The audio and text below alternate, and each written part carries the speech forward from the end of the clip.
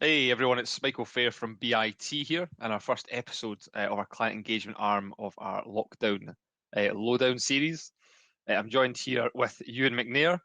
Euan is a senior manager at AMS, working as a dedicated consultant on Royal London currently. How are you getting on, Euan? You well? Yeah, very, very well, thanks, Michael. How are you finding lockdown? I saw your lockdown series, which is great, but how are you personally finding it? Oh, I shed a tear just now. I mean, I'm all right. I mean, the running is more of a necessity, I think I've said, rather Right, than I want to do it. But sure. it's yeah, definitely getting out on my exercise each day, getting those good endorphins flowing. I'm just a social creature, I think. I think it's quite You, difficult to be locked in. yeah, no, that's absolutely fair. I think the running part is a good aspect, and I think the big thing that I've been trying to do a lot of, and I know we're going to get onto that in a bit more detail, is probably just maintain some sort of routine. Oh no, completely. I completely agree. What have you been doing in your spare time and stuff? Have you been running things as well? Yeah, well, I've been trying to. I was running last night. I've actually torn my calf. Oh my So this God. might bob about a bit. So I've got my legs sort of elevated at the moment. Oh So God. that was good. To phone the wife to come and pick me up last night. So that was massively Nothing embarrassing worse. at the same time. What's happened? Um, yeah, Yeah. I phoned her after like 15 minutes. I was going great guns, and I phoned her and Hmm. she said, "So what are you doing? Are you okay?" And I was like, "No, I'm going to need you to come pick me up." So that was Oh slightly God. mortifying. Oh, Uh, well, let's give the people a flavour of who you are then, your background, and a bit about what sure. motivates you. Yep. So let's start with what was your first ever job? Right, loads of my friends had jobs kind of at school. My other first job was I was probably about just sort of 16, and I got a Hmm. weekend job, and it was at IKEA. Yeah. So I was in Glasgow, obviously the yellow shirt, bright yellow shirt, right front of house. So if you Yeah. needed a paper and measure tape, a pencil, a catalogue, a trolley, I was your man, Michael. I was your go-to man. That was my that Awesome. was my first that was my first kind of weekend job growing up. And the funny story about when I started there, they'd obviously IKEA you can't take the trolleys away. Hmm. They've got the big bollards because you bring your car up. Hmm. At IKEA in Glasgow, there was a bit of a design fault because two of the bollards were too far away, so people could take their trolleys out. So one of the trolleys was actually spotted a mile and a half away, and it was me and one of my colleagues had to go and get it, physically walk Yeah. and pick up that trolley and bring it back to Glasgow. So it was good. But it actually stuck with me though, like from a recruitment perspective, because I remember Hmm. getting the offer, and I remember the words that the recruiter actually said to me, and the hiring manager actually said to me on the call, Hmm. and it sort of stuck with me. And it was like I was very grateful, obviously, for getting the job. I was only Hmm. 16 at the time, and they actually said it's kind of made our day. We like giving good people good news, and that sort of stuck with me. And I think Good you for get a you. kick out of making people offers, and I think that that was one of the things that stuck with me. I think recruitment and vacancies change people's lives as well. So no, it's sort of stuck with me as I've grown up. But I mean, I do enjoy it's just such the cheesiest thing in the world. Do you know what I mean? But if you do make a good impact to someone's life and you can change it for the better, it is a really good feeling, especially if someone's been out of work or they're going through these like really hard times just now, in the Yeah, market, absolutely, trying to give advice, help people where you can. It's not about making placements, such passing on referrals, recommendations, contacts, etc., and trying to help people yeah, where we absolutely, can. So, no, it's awesome. absolutely, mate. So do you have then a childhood hero? A childhood hero. That's an interesting question, Hmm. given that I'm watching the Marvel movies from start to finish at the moment. Amazing. In order. Childhood Well hero. played. Do you know what? Not really. Hmm. I didn't have like posters of certain individuals that I really looked up to. And again, to your point a minute ago, of sounding a bit cheesy. I think for Hmm. me, my brother and sister are 17 and 18 years older than me. All So right. in a Yeah. way, I've almost sort of always kind of looked up to both of them and kind of what they've achieved and sort of held them in quite high regard, if you like. Hmm. And then my Oh. parents as well, mate. I mean, they've had such a positive impact on me, but they just how hard they had to work and how selfless Hmm. they've been. So yeah, I'd probably just say family. Do you know, I Hmm. look up to them more than they probably know, to be honest. Oh, that's really nice. That's nice. And what about then your favourite subject at school? It was probably PE. I know it might sound a bit cliche, but just the Hmm. chance to get away from behind a desk Yeah. and take part in sport. Hmm. And then later on, I went on to kind of do psychology and sixth year, and that was Oh, probably awesome. the two favourite subjects that probably stick with me, I would say. Oh, totally. Then what was that? What did you study then? Was that what you? Yeah, exactly. Yeah, it just led on to me studying that at university. So my Mhm. kind of family have all sort of studied psychology and social science. Mhm. So that kind of led me down that path. Mhm. And my last year at university, I sort of focused on forensic psychology. My Amazing. dissertation was all about facial recognitions at serious crimes. So I wouldn't say I use that every day in the job that I do, That's but I think amazing. How yeah, cool. yeah, it's a bit different, right? Yeah. But I think one of the things that I do use, every day is that of kind of like data analysis, problem Mhm. solving, running trials and pilots. Mhm. So yeah, I do use some of the stuff that I did learn in my degree, I guess, every day. No, that's awesome. It's really cool. I'm really interested in like NLP and like body Yeah. language and even the silly thing people like if you was it you're telling a lie, people look at one way and if they're like looking at the future, they're up there and all that kind of stuff. Yeah, You that's know? why I'm trying to look straight ahead the whole time. Not trying to read you. Yeah. Yeah. Oh no, fantastic then. So we'll get a bit more than personal you in, right? Sure. So what would you say then is the biggest challenge that you've had to overcome? Um, okay, good one. I I think know. when I was younger, and it probably ties into kind of similar situation that we're in just now is, Mhm. and my parents would absolutely vouch for this, and I guarantee there's loads of parents in this position just now. I couldn't sit still when I was younger. Yeah.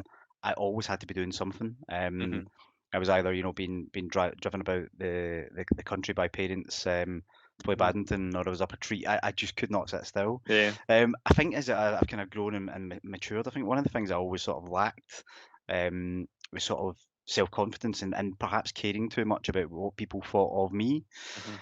And I think that sort of manifested, when I went to university, I kind of left home, went to uni, and I was back home probably, Mhm. it was about 8 or 9 weeks later, and then took the next essentially 2 years out before going back to uni. So I think that whole mental health element and kind of well-being, that's probably the hardest thing I've ever had to overcome. Mhm. Because I wasn't in a particularly great place, and to get kind of back on track with where I wanted to go to, certainly the Mhm. biggest thing I've had to overcome to date, and something that I sort of deal with regularly. But yeah, biggest thing I've had to overcome is kind of mental health challenges, I would say. Yeah. No, that's awesome. I mean, you're absolutely smashing it now. To hear that, that's fantastic to where you've gone to now. Try my Awesome. best. Yeah, totally. So, what is your strongest belief then? Do you know, it's a quote from Einstein, and there's a longer quote to it, but the way that he finishes that is always sort of stuck with me, is that in Mhm. the middle of difficulty lies opportunity. Again, I think it's probably Mhm. quite apt given what we're working through just Yeah. now. But regardless of how challenging things may be, or how overwhelmed we might get at certain points in time, there's always opportunity within that. And I think if we have that kind of Mhm. positive mindset at times like this, then Yeah. it'll serve us well coming out the other end. Well, a really interesting question, a very good one. I want to ask is, what advice would you give to your younger self? Oh, that is very good. And again, just following on from that kind of question, it's a really good Mhm. one. I think the best bit of advice I'd give to myself is probably um, slow down a little bit, Mhm. put less pressure on yourself. Yeah. And ultimately, I think the one thing that we all struggle with, I guess, as we kind of grow and mature, is that feedback. I would say to my younger self that feedback is a gift. There was times where I Mhm. got feedback earlier on in personal and professional life, and I took it to heart as if it was a Yeah. criticism, but actually Yeah. Yeah. feedback is a gift, and Yeah. absolutely welcome that. Yeah, so that's what I would tell Mhm. myself. Yeah. If my dad's watching this, he'll be loving you saying that. I bet he will. Yeah, mine Always too. so critical of, and you're like, stop it, and you're like, oh, do it for the better of you to give the advice, the feedback, so that then you can improve and become better as well. Totally. What's your motivation then? What motivates you? What is your why? Right, okay, again, these questions are really, really good. It kind of caught me off Uh, guard on a Friday morning, to be honest. But uh, I think one of the things that's always motivated me, and again, this probably ties into kind of looking up to my kind of brother and sister when I was younger, but they always wanted me to do things mhm. slightly differently. So I Yeah. think the one thing that sort of stuck with me is just to be uncommon, if you like, do things Mhm. a bit different, but ultimately be the best that I can be at whatever task it is. The one thing is always sort of stuck with me is I actually don't mind failing. I've got more comfortable with failure, Mhm. but I really struggle if I don't try something. So kind of new experiences are Mhm. key to me. And then that'll absolutely stay with me as I grow and mature and go through career wise, personal life. But Mhm. motivation will change dramatically soon. as you know, Joe and I are expecting our first child, so end of August. Hey, So thank you. congratulations. Yeah, That's thank you. awesome. So So tough motivation. I for mean, you. yeah, thank you. So I mean, motivation wise, having a little one, that changes things significantly. Yeah. Oh, how exciting. All right then, going round my list of difficult and hard questions. If you were to give a TED talk, what would it be about? You're enjoying this far too much. Totally am. You are enjoying this far too Yeah, much. yeah. TED Talk. I think probably just on the topics that we've discussed there, that kind of mental well-being. Hmm. It would probably be that. I've been to the Glasgow event a couple of times. I think they're phenomenal Yeah. events, and when this is over, I can't wait to get back to stuff like that. But I think Mhm. it would something me myself, marathons and mental health, something along that line. So Mhm. um, No, fantastic. Sounds a great idea. Um, who would you love to meet for an afternoon, Ewan? Keep it clean. other other than yourself, Michael. Yeah, Um, good chat. Again, good one. I think what I've done a little bit more with kind of lockdown is read, so you can see the kind of books behind me. Two favourite authors Yeah. in there, Matthew Syed and Damien Hughes. I'd love to sit down with both of them. I think Mhm. their insight is phenomenal. I think the people that they've interviewed and things that they've seen in either organisations or people from the Mhm. sporting world. Yeah, I'd like to sit down with both of them. Mhm. Oh, fantastic. Awesome.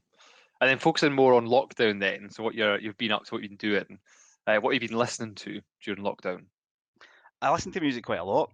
Hmm. It's just a day-to-day thing for me, really. I think I've been listening to it maybe perhaps more than I normally would. I've actually not been watching as much TV as I probably would do. I think for me, I always listen to music when I work. So if I'm trying to like chill out or um, think creatively, I listen to bands like Bear's Den. And then if I'm up against a bit of a deadline, it's something a bit more heavy, like a Biffy Clyro, something like that. Yeah. But my music taste is quite diverse, to be honest. Yeah. Anything from sort of like Sigur Rós to Fleetwood Mac to Hmm. every Friday, and I've done it today already. I usually do it at the start of the day, and at the end of the day, you might think I'm a bit mad. Um, but I play Friday. I'm in Love by The Cure. Every single Friday just to get me Yeah. set up for the weekend. Get you Yeah, going. absolutely, yeah. Get you going. Um, and then other than that, I listen to like podcasts, like Peter Crouch podcast, just for a bit of escapism. Hmm. And then audiobooks. I've got a Matthew Syed audiobook on the go, and I've just finished David Goggins on your recommendation. So What a things like great that. book. Yeah, great book, absolutely. So Yeah. yeah, just been listening to a fairly wide range of things, to be honest. Uh-huh. And have you mastered your mind? Getting there. Getting there. It's so That's one of the crazy that book, life's isn't it? goals. Yeah, Oh, it's totally. it's inspirational. It's kind of disruptive, Hmm.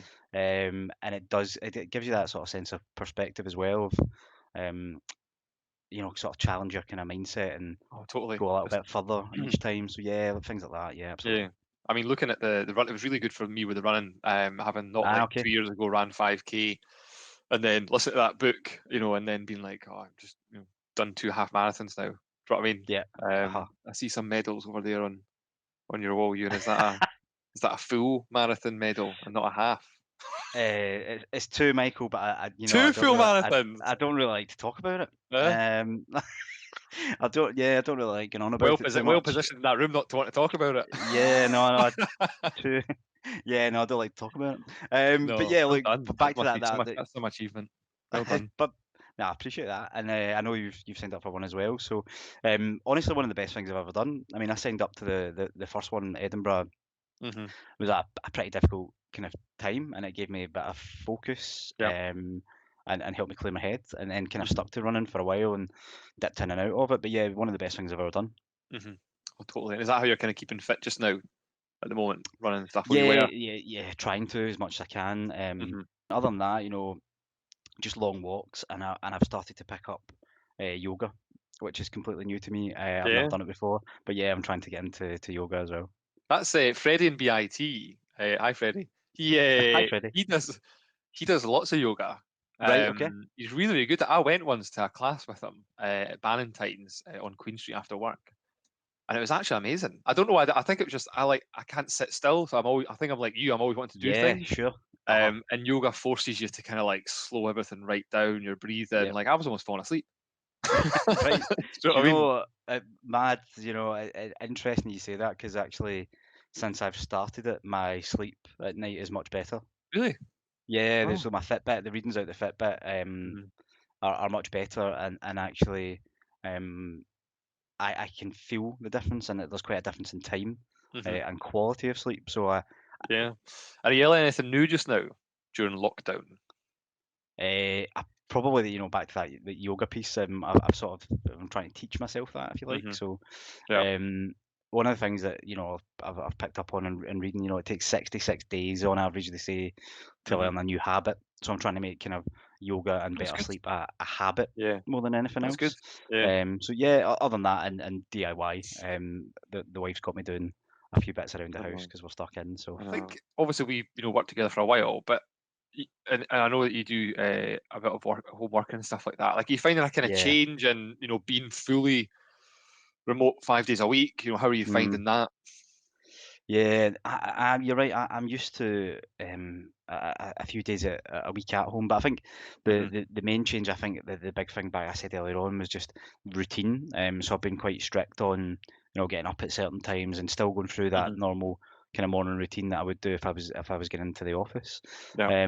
Other than that, I think the main difference is obviously we've got the dog in the house. She's now in the Hmm. house all the time. We normally have a dog walker. So breaking up my day to take her out is actually quite good. And then Joe's Hmm. at home, obviously, at the moment as well. So it's a bit more of a fuller house than normal, but Yeah, I we're, know. we're we're finding it okay. What about you? Hmm. How are you finding it? I'd Yeah. imagine it's probably harder for you. A big part of your role is that developing business and engaging clients and Yeah. meeting. Yeah, so you're out a bit more than perhaps I would be. So how are you Yeah. finding Hence me bombarding LinkedIn in my face. it? Yeah, I you're know people everywhere. like. I know totally. I mean, yeah, I, I'm enjoying it. I do miss going out and about. I mean, it's sadly enough. I was speaking to my better half the other day, and I was kind of talking about like just even getting the train to work. But it's so funny. Right. On a Sunday, you can be like, "Oh, I've got work tomorrow. I'm up early, getting the train, stuff like that." And now I'm like, "Oh, I wouldn't mind getting up early and going to the train and getting to work." And you're Yeah. never happy. You're never. I mean, you just Yeah, sure. yeah. What about first place then? Where are you going to go when lockdown's over? What's your first visit? All right, good. Probably my parents, to be honest. I mean, I'm going through there later on Oh, today that's to nice. drop off some supplies and stuff. But Hmm. they're both kind of like absolutely locked down. They've not been out in a good few weeks now, so probably theirs, because I think given that we've got the dog and expecting and stuff, I think they want to see a bit more of us. So probably there, and then Hmm. probably followed by a beach walk, just like the fresh air, being able Hmm. to get kind of out and down the beach with the dog, and then the Hmm. barbers. So those three places in that order. Probably need a bit of a That's my haircut as next well. question. When are you going to? Yeah, that's my next question. How long before you Right, cut your okay. own hair? I see the Well, beard coming on really well. I'm jealous of the beard. yeah. Oh, really? It's a bit ginger in parts, but yeah, it's getting there. Um, yeah, my hair's actually been cut. Hmm. Uh, the wife cut my hair. Right. It was getting far too big at the Really? sides. So yeah, I mean, Uh-huh. I've not done anything with it, but like, yeah, it's been cut at the sides. Oh yeah, I can see. Yes, you Yeah, did. I mean, it's is that elastic yeah, band thing round the head, and then you go up, or what did you no, not do? at all. Our mum's a hairdresser, so Mm. there was a call went in and asked for a bit of advice as to what's the best way to sort of approach Oh it. God. So it was all clipped up, and yeah, do you know what? It was not bad. I think for a day or two, I did feel a bit like Hmm. Peaky Blinders for a day or so Hmm. because we've not touched the top of it. But I look one of those things. I did want to shave the whole thing off. Hmm. I went into a bit of a debate as whether we could do that. And Joe said no, so Hmm. naturally I've not been able to cut it. So she won that battle. That's fine. That's fine. Totally. What about you? What are you doing? You tempted to shave yours off? Or? Nah, I got asked, can I cut your hair? I was just, nope. I mean, it might come to it, but I think I've got a bit of the fear to get my hair cut, to be honest with you. So when I was wee, my dad cut my hair, and I went to go into the Right, class, and I didn't know what blending was. He right. didn't either. So he went and shaved up to my head, and then he's like, "Right, there you go." And I went into work, into school with just this like line, like obvious line, Oh not wow, blended at right. all. And I think I've just been like, no one is cutting my hair other than a professional barber ever again. Which so we've all been scarred by parents. Yeah, my mum done mine at one point Hmm. as well. I think it was all sort of shaved into like a two Hmm. everywhere. But she left a fringe. So I had a fringe to about here, but a I love that. skinhead at the back, pretty I'm much. going to try and get a picture of that. Um, Yeah. do you know what? There was one, Hmm. and Joe had it, and I've ripped it up. Never will it see the light of day again. Oh no, no, it's coming out. I'm going to get No, it. I'll find it. no, There'll be a no, copy you can't. It's somewhere. gone. It's gone. And if this video edit pops up with a picture of that on the right hand side, I know exactly where you got it. You'll So maybe happy, yeah, totally. no, not at all. I know. So then looking at your role, the market, and then obviously these unprecedented times that we're in, Euan. You've been Yeah, with sure. AMS and Royal London for a year now, just over a year now. How have you found it? Challenging, Mhm, and the connotations of that word might sound negative, but absolutely not. mhm, It's been challenged in all the right way. mhm, Um, I think the people that I work with are phenomenal on a day-to-day basis. mhm, It's a really diverse bunch of people, so really enjoying it. There's a few different kind of aspects to the role from some of the previous roles that I haven't had exposure to before. I think there's probably a bit mhm, more of kind of empowerment in both organisations, and I think I'm really sort of thriving and enjoying that.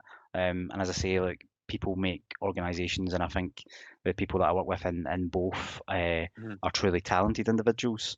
Different perspective. Yeah, really enjoying it thus far. Yeah. mhm. Oh, fantastic! I obviously hear like really good things about the culture and stuff. How would you describe it at Royal London and AMS? Back to that people Mhm, aspect, I think a lot of organisations invest heavily in trying to develop a culture, but actually I'd say both the organisations have a culture that's just it's sort of innate, it's mhm, natural, it's organic, it's yeah, grown, and that's all down to the people that they manage to hire, retain and develop. mhm, So that point there, and the diverse thinking, the different perspectives. Um, I find fascinating every mhm, day, and it's looking at problems through a different lens. mhm, That coupled with there's a real kind of cohesion, if you like. There's a real drive to do things the right way, and deliver great work mhm, together. So it's collaborating in perhaps a bit of a different way with different perspective. mhm, I'd say in both organisations, their culture, their values, I think they live and breathe them, mhm, and that's easier said than done. I think people are empowered, mhm, they're ultimately trusted, and you can see those elements at play every day. mhm, Um, you're given the opportunity to collaborate and arrive at multiple solutions to problems, and multiple solutions are welcomed. There's not one clean answer to things mhm, sometimes. mhm, So yeah, and I think all of that, that empowerment and that trust that you're given, I think that people take real pride in their delivery. mhm. To be honest, as you can tell, I'm quite passionate about both of those things. So I'm really enjoying being immersed in that kind of culture. Oh, fantastic! Is that kind of what you enjoy most then about the role? I would say so. I think a big part of my role, and I think if you look at talent attraction, employer brand, and, Mhm, and, and talent sourcing, ultimately for me that when you boil that down, that's just problem solving. And I think I get to do that in a sort of creative way mhm, with input and challenge and feedback, which is now a gift, right? mhm, Which is great. So it's doing things maybe in a slightly different way than when you first entered into it, mhm, and that's great. I think that it just it lets you either be more creative or arrive at the better solutions that ultimately, and I think both organisations are driven by this, is they put people at the heart of those solutions, be it customers, be it candidates, whatever it may be, people come first, and I mhm. really respect that. Oh, that's fantastic. I mean, how are you finding it, or how is organisations finding it in these kind of challenging times from a work perspective?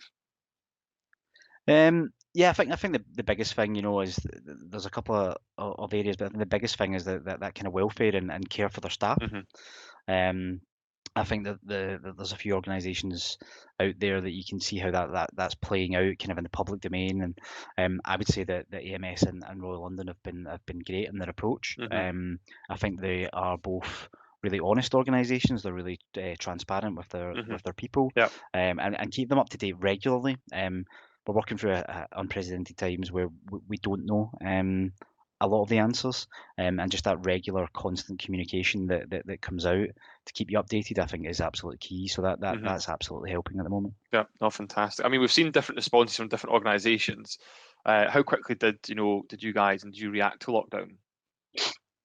I think some of the, back to that, what we're seeing kind of play out in the public domain. I Mhm, think any organisation for me that can say we need to do everything at the moment to provide service and safeguard customers, but we need to also look after our own people, and then also we have candidates, and put all those cohorts together. mhm, and almost put them as one of, we need to just do the right thing by these groups of people. I think those organisations will come out of this much stronger than they entered potentially. So I think looking at Royal London, I think their Mhm. approach quite simply has been exemplary. So when you look at the decisions that they've made, Yep. and how quickly they've acted. They sort of started to move people to work from home Mhm. in advance of the government sort of lockdown.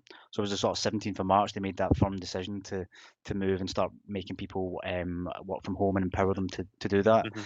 And obviously there's a big logistical challenge there of getting people home. They've got the well-being aspect of, do people have the right space, Mhm. and then the technology challenges, as you well know, that come with that. Yeah.